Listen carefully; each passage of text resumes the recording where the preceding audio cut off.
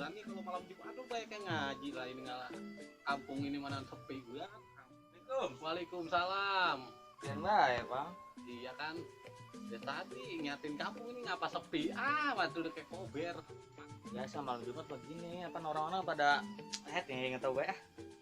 Iya sih emang tapi kan kalau malam Jumat tuh di kuburan mah ramai ngapa di kampung kita sepi amat ya. Di kuburan pada ngapain namanya? Ya ngaji atuh ngaji malam Jumatan jarah.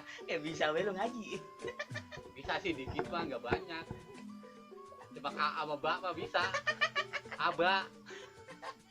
Gue temenin ngopi ya. Tak boleh. Duduk.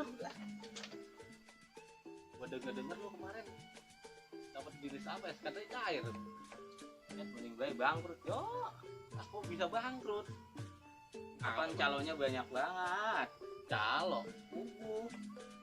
Ini calo memang gitu sih. Setiap orang bisnis pasti ada calo. Nah, iya kan. Ya, Brik, namanya calo ya.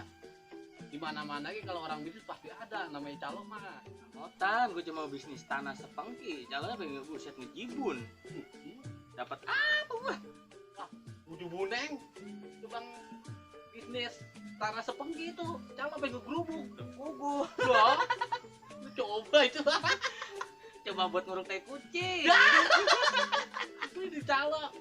Pada tuh kali kalau begitu. Udah doyan bae pada. Lah, lu ketawa apa apa sih, Bring? Iya kan gue yang kira-kira usaha yang cocok buat gue apa sih? Lu sebagai seni, Hmm. lagi mana lu kalau gue beliin perabotan? Oh, yang namanya perabotan dangdut, Ben. Topeng. Jadi nopeng. Buktinya tetangga gue si Udin sampai sekarang masih hidup. Oh, yang namanya rezekinya banyak. Orangnya hidup.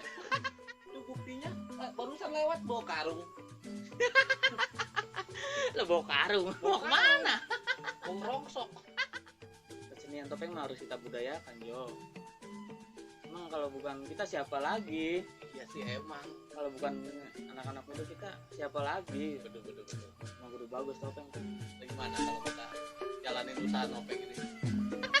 Boleh. Oh, Jo sama bae, gue main di sini belangsak ujungnya.